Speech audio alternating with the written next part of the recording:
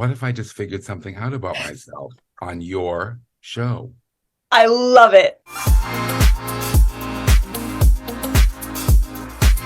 You're such a good host. I'm taking this in my therapy this week.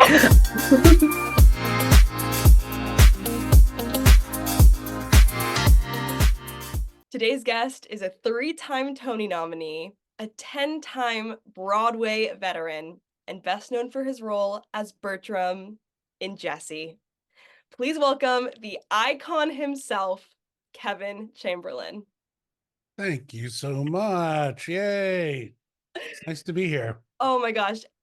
Does it get old hearing that you were everybody's childhood, or you don't mind it?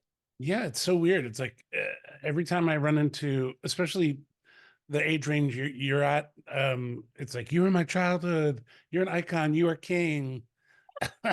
And especially because of TikTok now, because I have a big TikTok presence, which has totally changed my life in a weird way. And we can Wow. talk about that later. But yeah, because of that, because of TikTok and Disney Channel, there's stages of an actor's life. I don't know if you've ever heard of this. It's who's Kevin Chamberlin? So you're Kevin Chamberlin. Get me Kevin Chamberlin. Whatever happened to Kevin Chamberlin? Who's Kevin Chamberlin?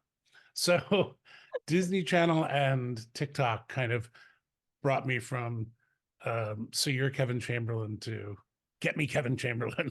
That's amazing. I think. On Behind the Resume, we always start by talking about how we met. And we met, I don't even know if you remember, very, very briefly on the prom. I was one of probably many who came over to you and said, "Oh my gosh, you were my childhood. It's so crazy to meet you." You were just so wonderful. And that's so special because, especially when an actor impacts you so deeply, especially when it's a childhood comfort show, your 2 minutes, if you're lucky enough to get with them, is what you're going to remember. I told my friends that I got to meet Bertram and he was so wonderful. It meant so much to me. So thank you for being so wonderful. Oh, thank you. Now, which set did we meet on? I was one of the dancers in the prom, so in the big scene at the Oh, end in the when big we're all scene, right. Yeah, Oh, yeah. okay, yes. Yeah. 'Cause we had a lot of different. We had that Sardi scene, and we Yes, yes, had yes. Yeah. um. I was in the high school You were in dancer. the high school, of Yeah. course. You were in high school, I was in probably. high school. Yeah. Oh my gosh. Well, we have so much to get into. So let's start from the very beginning. Where are you from? Well, I was born in Baltimore, Maryland, and we lived in Maryland until I was 7, and then we moved.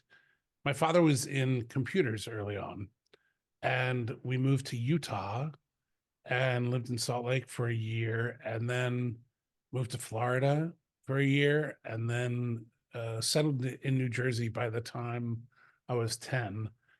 In South Jersey, a little town called Moorestown near Cherry Hill, New Jersey. It's right outside of Philly. We had a great summer theater program, and that's where I first started doing performing, and I took piano. So I was doing both. I got into musicals because I saw the movie Oliver and started playing the piano book vocal scores.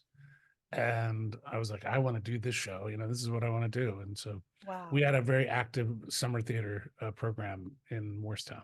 Do you have any siblings? I have 2 older brothers who are no one else is really in the business or artistic. Oh They're my both, gosh. yeah. So you moved around a ton as a kid. How did that affect you when it came to making friends? I was young enough that I was pretty malleable. It had a different effect on my older brothers, but um, finding the theater program when we first moved there really kind of set me up with lifelong friends, Mm, which is what theater kind of does. 100%. You have that bond, but um, yeah, I don't really remember making close friendships up until we settled in New Jersey. What were you like as a kid prior to finding theater? I apparently didn't speak until I was 5, which is weird. Wow.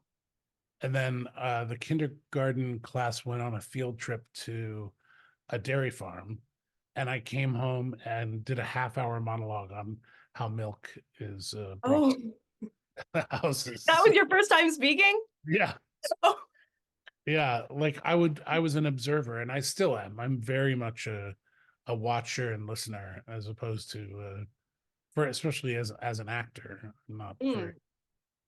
not outgoing, as they say. I'm extroverted. I'm not introverted, but I'm not as hard on my sleeve as a Hmm. lot of actors.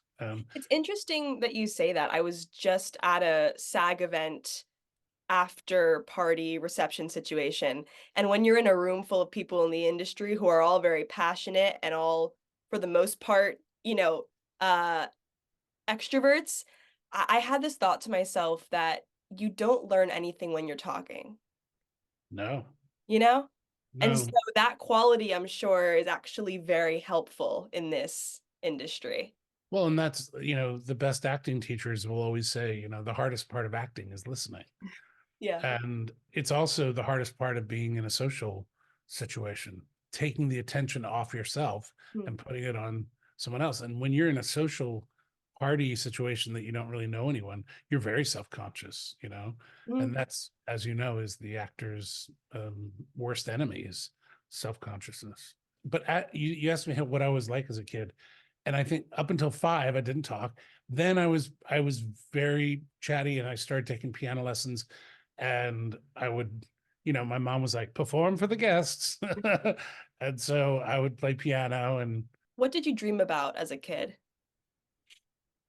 oh man, I remember having very cinematic dreams. I was very affected by movies, like the Godzilla and King Kong movies as a kid were very, I would have a lot of monster dreams. But I didn't have any performing. I don't think I did had performing dreams. I definitely had like the sitting in the classroom, not knowing, and having a test put in front of you and that you have nothing, nothing about. At what age, and we'll then backtrack, but at what age did you even know that it was a career path? Probably when I saw my first Broadway show in 1979, 1980, I saw Sweeney Todd and Peter Pan with Sandy Duncan. Sweeney Todd with I just missed Angela Lansbury. Dorothy Loudon had come in to replace her. I just saw Annalee Ashford do it with Josh Groban on Broadway. It's Yeah. crazy.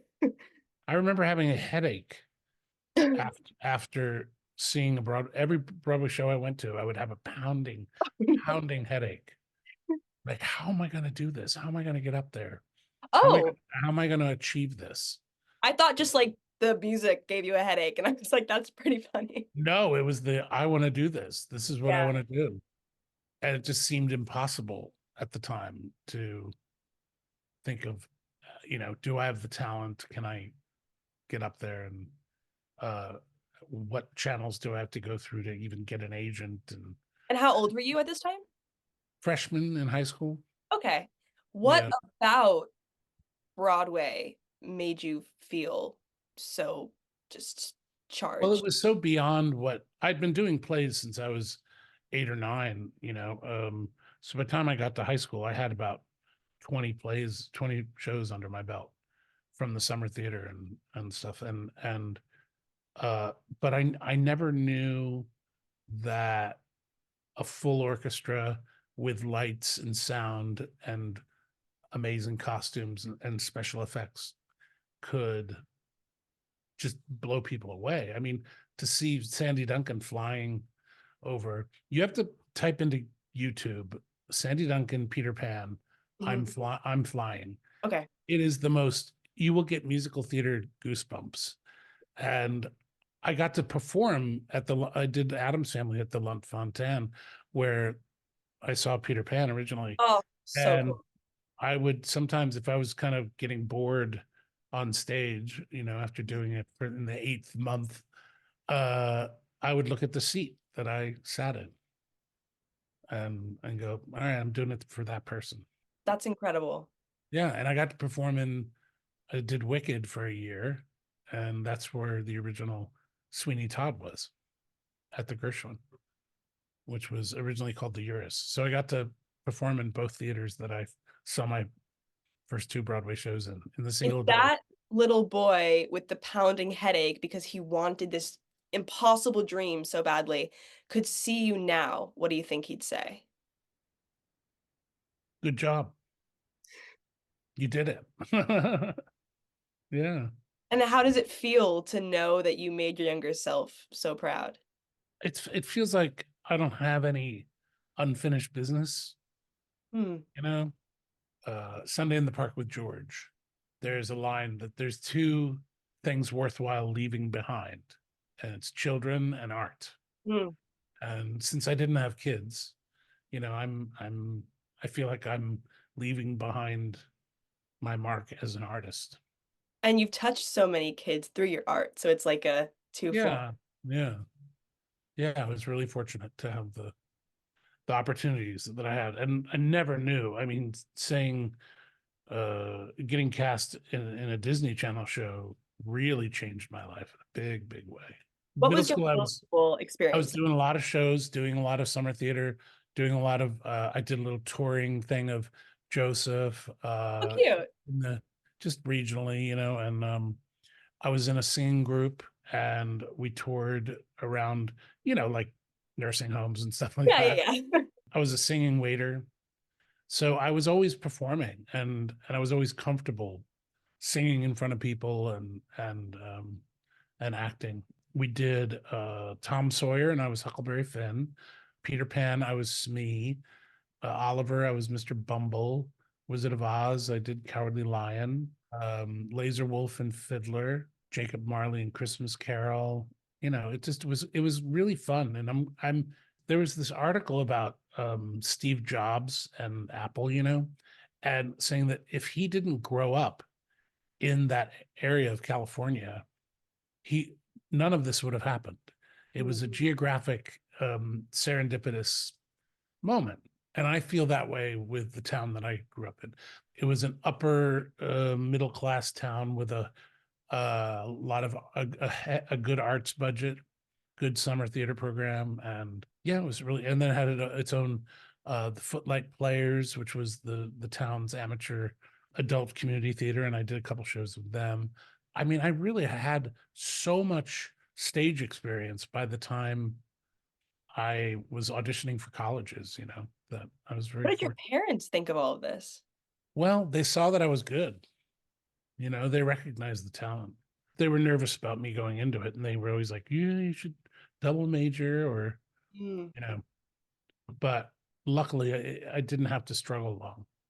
When I got out of college, I started working pretty much, and within the 2 or 3 years, I was supporting myself as opposed to doing. Wow. That's what I mean. Waiting tables. I always walked home with $100 in cash in my pocket.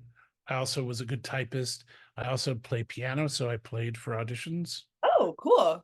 I learned a lot on how people sabotage themselves in auditions, material they use, the way they treat the piano player, the way they treat themselves, the way they talk too much or are too introverted. Oh, I shadowed a audition experience once. I think I wrote a book from everything I learned just from Yeah, those days. It was mind blowing. it's the best class is watching Yes. being a fly on the wall. Yes. Yeah. Where did you go to college? Rutgers University, and it's the State University of New Jersey. I put myself through school as a singing waiter during the summers down on the Jersey Shore at a place called the Show Place, which is next to Surflight Summer Theater, which was at the time, it was a 1 week stock. They did 14 shows in 14 weeks. This was crazy. They don't do that anymore. Yeah, and they paid the actors like $35 a week. What did you major in? I got a BFA in acting. Oh, very cool. Yeah.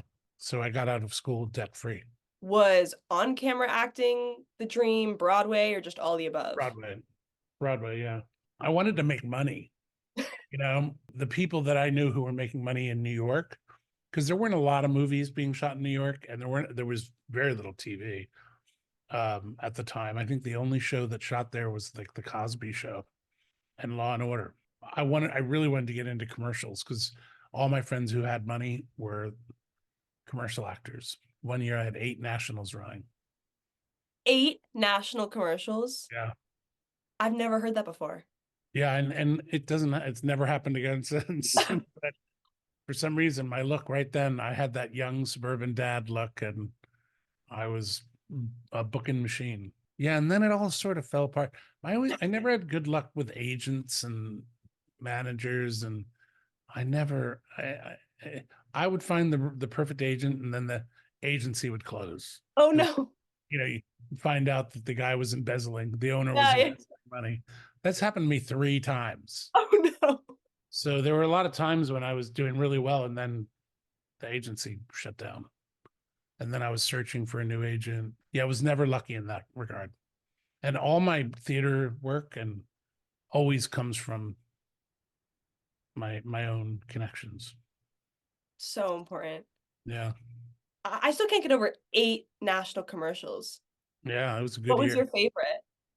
I had one for Hoover, like the industrial vacuum thing.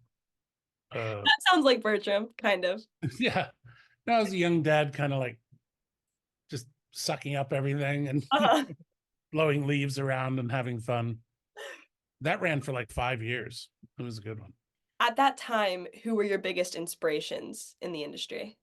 The people that I came up with in the ranks were like Paul Giamatti, who was a buddy of mine. Like, well, he was on a TV show that I was on. He did his first TV show, my first TV show. It was called New York News with Mary Tyler Moore. Philip Seymour Hoffman, I really enjoyed his work and would see him at auditions all the time. Older actors, a guy named Ned Beatty, who was brilliant in the movie Network. Have you ever seen Network? That's a must see for Okay. anyone in your audience. It was written by a guy named Patty Chayefsky, who wrote Marty, which was a very famous Oscar-winning movie. And Network is about a fictional television network Hmm. who they get this crazy woman start running programming. Faye Dunaway plays her and won the Oscar for it. Wow. And she starts reality programming, and no one had ever heard of reality programming. But she's like following terrorists as they kidnap someone and rob a bank, and Wow. that had never. It seemed so far fetched, and yet Patty Chayefsky he prophesized it all. He saw it coming, and so he within the movie Network, he totally foretold what is happening now in TV, and it was in 1973. Wild. Yeah, That's it's really good. It still holds up. It's really good. in your 20s, do you remember what your mindset was like when it came to your career? Just line up the jobs. I was not good with downtime. Hmm. And I would always be doing readings. I said yes to everything. And when I wasn't doing readings and workshops, I was playing auditions and coaching, helping coach people on auditions. I got the most amazing job. I was in the resident company for 2 years at McCarter Theater in Princeton.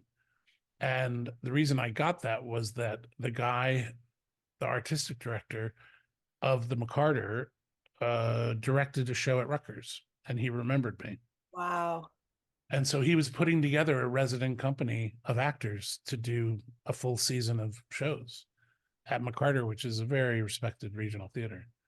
And one of the shows that was done there was a musical called Smoke on the Mountain. And it's a bluegrass gospel musical. And I played piano, and that helped me get cast in that. And that show moved off Broadway in '88. And that was my first New York show. Did you handle rejection well? I've gotten really good at knowing whether I'm right for a role or not. There's a specific thing that I do. If I don't do it well, then I'm disappointed in myself. If I don't audition well, I'm really disappointed. That upsets me more than them going, we went with someone else, Hmm. because I have no control over that. I always say, their loss. Yes, it's the best way to look at it. If you think you're the best for the role, and then you go watch that episode of TV or something, and you see that the person sucks, you're like, yeah, I was right. I would have been better. But then there are times when I'm like, oh, I couldn't have done that. That's what they were looking for. Well, that's not in my wheelhouse. Mm. So I have a good director's third eye, and it probably comes from not talking for the first 5 years of my life. I just observed. When you're auditioning for something, do something that no one else would do. Do something that highlights your quirks. There are some quirky things about each of us that make us unique. At what age did you make your Broadway debut? It was in 92. So I think I was 28 at the time, about to turn 29. And do you remember that audition process? I don't even know if I auditioned for it because it was a reading, Wow. and I knew Steve Flaherty and Lynn Ahrens, and they just asked me to do it. It was a reading, and then it was a workshop, and then it was the show. So that's how I've gotten most of my shows. Most of my Broadway shows just being, invited to do a reading of it. Do you remember finding out though that it was transferring to Broadway? Or you knew from the beginning? I think it was at Lincoln Center, so they were always developing it for Broadway, and they were pouring a lot of money into it. There was a big workshop, like 6-week workshop. And that experience performing on Broadway for the first time out of 10, was that a dream come true? I mean, Oh yeah, it was magical. And the night my parents came, I was so nervous, and I was in the ensemble. I was in the chorus, mhm. and I was a cop in one dance scene, and I forgot to put my suspenders up, No. and my pants fell down. They were falling down during the whole dance Oh my God. because it was like a long police coat. You couldn't tell they were all the way down. So I was kind of holding them with one hand and trying to do my jazz hands with another hand. It was not good. Broadway was really sad when I first was starting out. I mean, half the Broadway shows were empty. They would have this white thing on the marquee that just said, "Have you seen a Broadway show?" The Schuberts put up or whatever. But it was depressing because really, I mean, there was a year when there was only 2 Best Musical nominations. Because there Wow. were only two musicals that had opened. Because Times Square had really gone down the pits. People just didn't want to come in anymore. But it was on the upswing when I first started. So I knew it was going to get better. Mm. And things did. Things got really, there were shows waiting for theaters, by the time 2000 came around. When you were younger, did you see yourself writing like a No, whole musical? No, really? no, I didn't start writing until my husband and his comedy writing partner, we were just bored in like 93. We wrote something called Slipping Through the Cracks, which was a performance art kind of thing. And I wrote like 6 numbers for that. And that's really started my writing career. When did Seussical come into your world? Well, Stephen Lynn knew me from My Favorite Year. I did Abe Lincoln in Illinois, also at Lincoln Center. And then Triumph of Love with Betty Buckley and F. Murray Abraham. Wow. That was in 97. And then in 98, we started doing readings of Seussical. And they had remembered me from My Favorite Year and wrote Horton with me in mind. Wow. Yeah. That is so cool. The music is so beautiful in Seussical. It really is. So And good. it's still up in the top 10 of amateur rights, Wow. amateur I did professional. Seussical back in the day. I was a bird girl. I just got from Janine Lamanna, who played Gertrude. Her son and daughter are doing it at their opening night tonight. No And I way. Are said, you going? no, it's back in Oh, New York. okay. She asked me to send a video to the cast for opening night, so I did that. Anyway, when I was just watching some videos of you from Seussical, I was reading a comment and someone said that they were in Seussical and invited you and you came. Yeah. Go. That's so sweet. Yeah, I've done that a couple times. And then Oh. there's also a company called Broadway Plus. Yeah, yeah. Yeah. So they've sent me to a couple. I went to Arkansas, I think, once, and Oh, yeah, give them notes and give them a little master class. It's that's fun. so cool. Do you like teaching? I love it. I teach every summer at Kristen Chenoweth's Broadway boot camp Mm-hmm.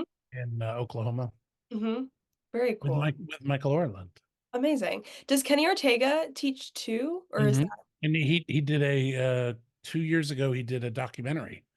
Uh, Yes, he filmed a documentary, which I don't know what happened to. I think they had sold it to some network, but I just worked with him on the Jerry Herman Awards at the Pantages, and he showed us a trailer for something. I think it could have been that yeah, or that was something probably else. it. But Yeah. that's so cool. So when did you first hear of Disney Channel? And was there ever a thought in your mind that you would be one of the most, in my opinion, one of the most iconic Disney Channel characters to this day? Well, I had no idea that that would happen. And I had no idea that, and my agents didn't want me to do it. They don't pay enough, blah, blah, blah, and they don't pay, they paid a third of what you would make normally as a television regular, but they say you make it up in residuals. And boy, that's true because it still runs 4 to 5 times a day. I'm not complaining. And now it's a new generation is watching it and Yeah. on Disney Plus. And but no, it was not on my radar. I auditioned for it as a lark. Didn't really, it's a role that comes very easily to me. It was not something that it was in my wheelhouse. So it was a good match to the role. And they chose a couple things from my own personal life, like the whole cheese thing that, Uh-huh. Bertram loves cheese. I Uh-huh. worked in a cheese shop. I Oh, told the writers that I worked in a cheese shop and they thought it was really funny. And I was a high school wrestler. And so there's an episode where I'm teaching wrestling to Luke and Ravi. hmm. And it's funny because all the shows that we watched as kids didn't have kids on them. And Hmm. Disney Channel was really the first channel to do all kids, all the time. Nickelodeon, I guess, and Disney. Hmm. In my one-man show, I do a thing about Mary Tyler Moore because I was so obsessed with her show as a kid. And then I got to star opposite her on my first TV show. Wow. That was really cool. When you started, Jesse, did you know it would be as big of a hit as it was? You No, they were like, yeah, this is going to be 4 years. If it hits, it's going to be 4 years. And we knew probably 8 or 9 episodes in that it was hitting big time. And so I was like, okay, I'm going to settle in. It's weird being the only adult on a kid show too. That was really, uh, it really is all about the kids. And I know the writers, when they saw the writers always had to fight to get me in episodes. They didn't like Bertram with another adult. It always had to be Bertram and a kid, Bertram and a kid. Kid always had to be in a scene. And they had to fight for this one episode where it's me and Mrs. Chesterfield, you Yeah. know. Yeah. That was so not Disney Channel when you Mm. think about it. It's Mm. like this older woman kind of lusting after this older chubby bald guy. And so yeah, they really had to fight for my material, which I really appreciate them about. The adults usually just get, Jello and stuff poured on them Yeah. and humiliated. Because was Debbie, how old was she when you started 18, filming? 18. 18? Sky was 8. Wow. Luke and Cameron and Karin were 10 and Peyton was 11. The acting is like I watch it now and I laugh out loud with no shame. It's so good. The writing is so good, the acting, the turns, the delivery. It's just do you watch it now? Every so often, yeah. It's weird. They always say that actors say, "I have no memory of doing them. They just went by so fast," you know. Really? Yeah. I mean, there are a couple that there's a couple I'll remember because I like either I remember I broke my toe in one episode, and I was like, oh yeah. What No. episode? There's a like a fair, and I'm in a dunk tank, Uh-huh. and we were testing out the dunk tank, and they didn't put enough water in it. And so when I went into the water, I went hard, and my toes hit first Oh my gosh. and broke my big toe. I loved the scenes with Cameron. He was such a good actor. He really was. And so beyond his years, really old soul. And here come the tears.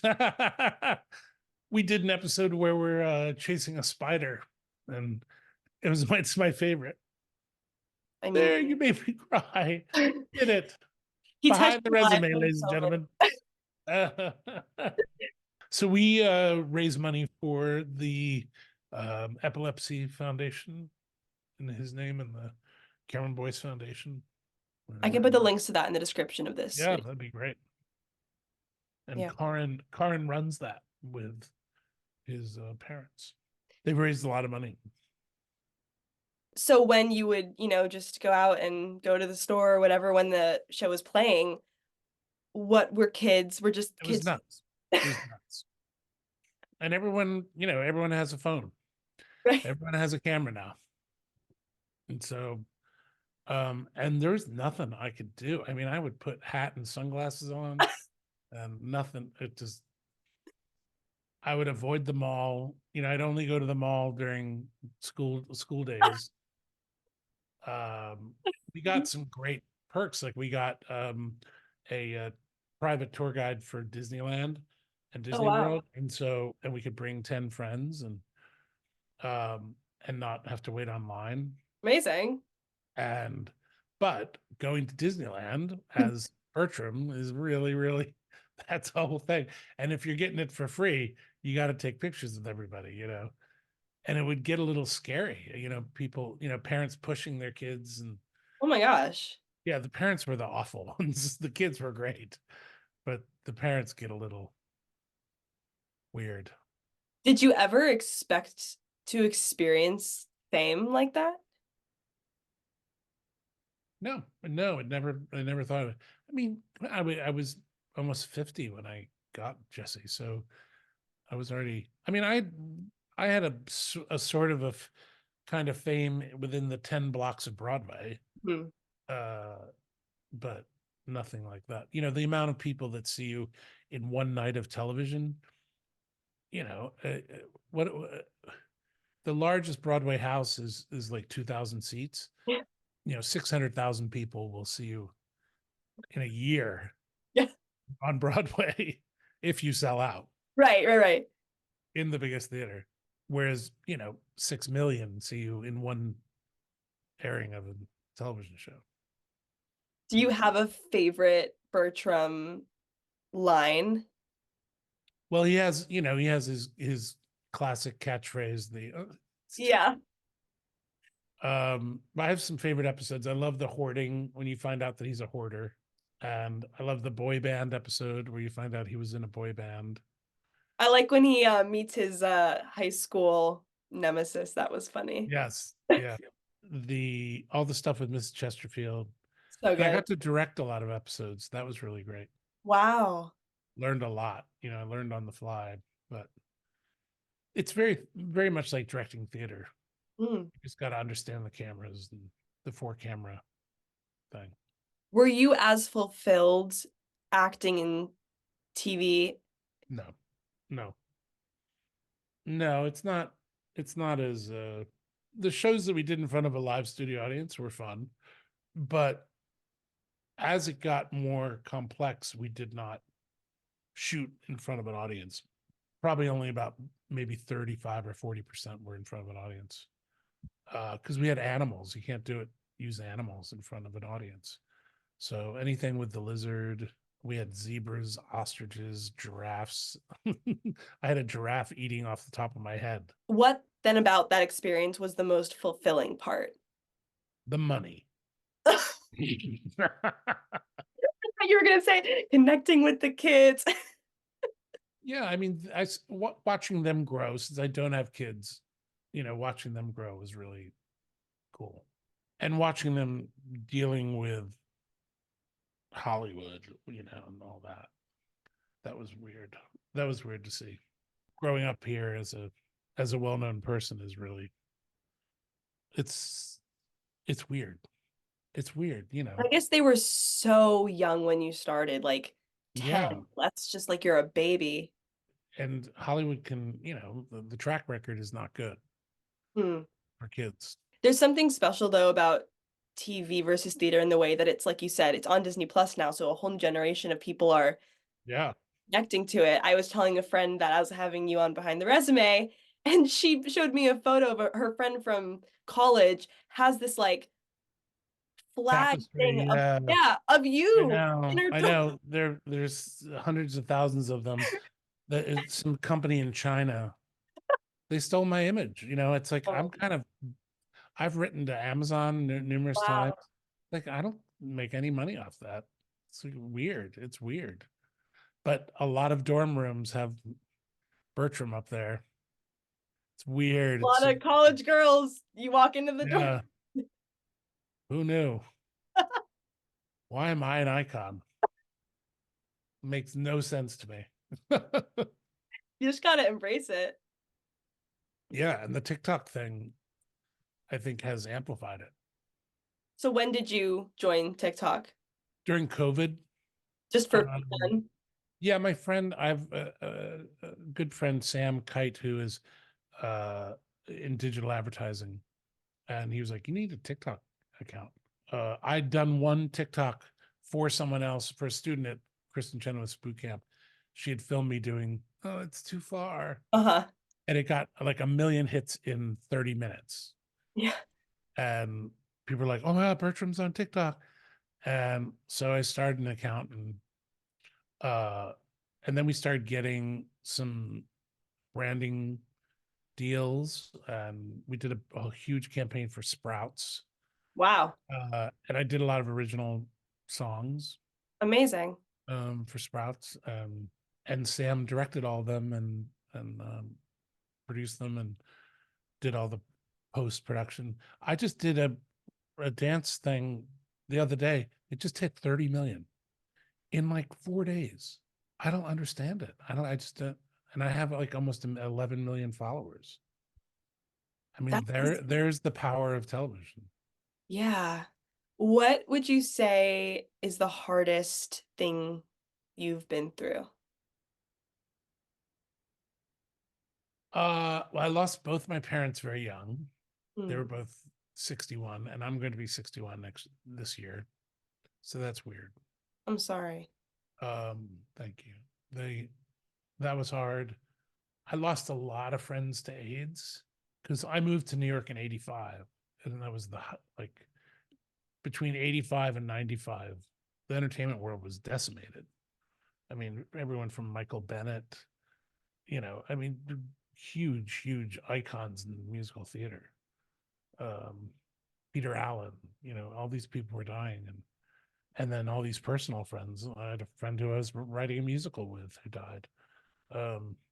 I sort of equate it with the generation before me, their Vietnam. It was for New York and LA and gay communities. It was our Vietnam. It was like you'd go to a funeral a week. Wow. What is the best advice you've ever been given? Go the extra mile. Don't give 75%, give 110%, always. And people will remember you. People will hire you again. If you're not a diva, if you're not a problem, if you're not,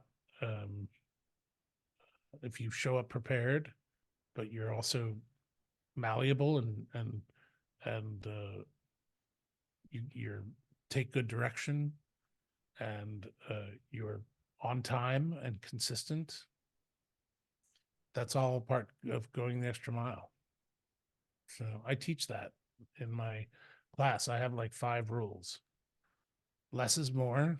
Know the style you're acting in. Like when you're auditioning, don't audition for Law and Order with the Disney Channel monologue. Yeah. And knowledge is power. Really, there's so many dumb actors out there. Don't be one of them. If you were going to be a plumber, you'd know every pipe and every fixture. Know as much as you can about the history of theater or film or TV, and know what's happening now. I know it's very difficult because there's so much now. Yeah, totally. But theater, it's easier. I mean, people who are musical theater, who want to go into musical theater, you should know who's in every cast, who's starring in every show, who's someone you could replace. Mm. Who do you see yourself, going? And there was an old thing of like, just if you think you're right for a role, you used to be able to, I don't know if they do now, but you drop off a picture and resume at the stage door. You're like, oh, I could do this role. Or if you ever need an understudy or standby. Yeah. I have a friend an old actor named Jerry Vicky. Every Christmas, there was the Heinz Gravy commercial, or Thanksgiving. He was like the guy from Heinz Gravy. And so he'd get recognized from that. And so a guy on the subway, he goes, you're funny. And he's like, oh, thank you. You want to take a picture of me? And then you're probably thinking of the Heinz Gravy, I appreciate it. And then the guy on the subway goes to the next person, you're funny. Oh no. You don't live that one down. Classic actor. Yeah. Yeah. So of course, the Prom. How did you first discover? You know who I replaced? Yeah, Aquafina. Yeah. We always are up for the same stuff. I was gonna say, I mean, I'm sure she was up for Bertram. Did you ever see the musical? I did. Yeah. Well, Chris Sieber and Brooks and Beth Level, they're all friends of mine. So Oh, I knew like everyone in it. I'm doing a musical right now with Caroline O'Connor that Beth Level was supposed to be in. You're doing Mac and Mabel? Yes. Oh, cool. When is it? At the El Portal, February 16th to the 18th, with Dermot Mulroney. Oh, are you out of I'm gonna town? be on that cruise. Oh, darn. Yeah, we leave the 16th. Do you know Scott Thompson, the Mhm. director? You do? I mean, smallest world, I'm not surprised. Then I'm sure you would have even been invited to the like opening night, thing we're doing. Carolyn is amazing. She was one of the best Roxy's in Chicago, but she was so good. Oh my God. She's just brilliant. She was Mabel in the West End production. Was she really? Yes. Wow. I haven't met her yet. And Dermot Mulroney too is our Mac. Wild. I didn't know he could sing. Yeah. I saw a production of that at the high school, neighboring high school, and it was so cool. They ended it with, they filmed a silent movie of Mac and Mabel getting married, and the reception turns into a pie fight, like a silent movie pie fight. Oh wow. And it was just so beautiful. And the guy who directed that directed me in all my high school shows. So you saw the Prom. Did any part of you think you would then be in the Netflix adaptation? No, of course Meryl Streep should do it, but Beth was so brilliant in that role, and so sad that. Yeah, and I know the guy who played my role too. That was like, I saw him at the audition actually. He had to audition for the role he created. And what was it like to hear you'd be working with Meryl Streep and Nicole Kidman and Yeah, bucket lists. Yeah, they didn't disappoint either. who of that principal cast did you already know? Andrew. Okay. He's a Broadway guy. Right. So were you nervous? Yeah, I was. It's always weird when you're cast second, when they didn't get their first choice. So that was a first for me. So the way I was treated when that that was, it always felt like, oh, we didn't get our first choice. So, I was so far behind because like everyone had rehearsed and recorded all their music, and so I didn't get to record anything. Wow. I didn't get to learn any of the dances, and I was like trying to learn that prom dance at the last minute, and was taken out of it because I didn't know it. But again, I knew I was getting paid the same. I was like, fine, I don't have to learn to dance. Okay. It's a weird role in the show too.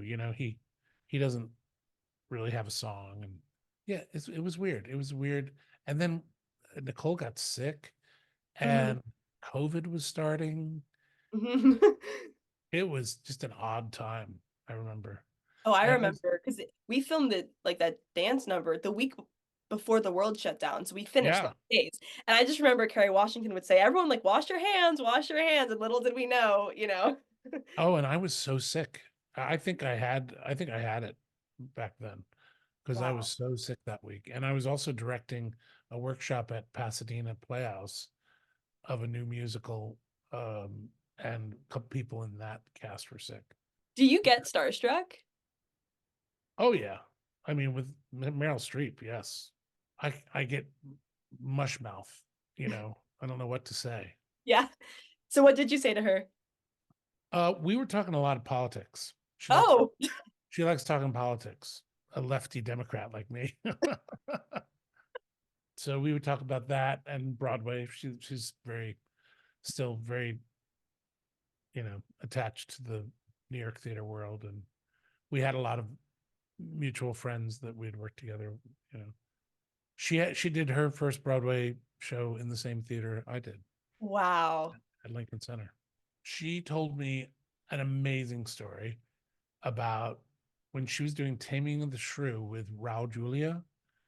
They were doing it in the park, in Shakespeare in the Park, in Central Park, and they were rehearsing, and they had scripts and pencils. They were writing blocking in, and he got so angry that he ended up stabbing her with a pencil.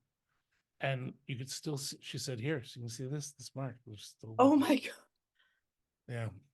Auditions where it was just very misogynistic back in the early days, and the stuff she had to put up with was really awful. Wow.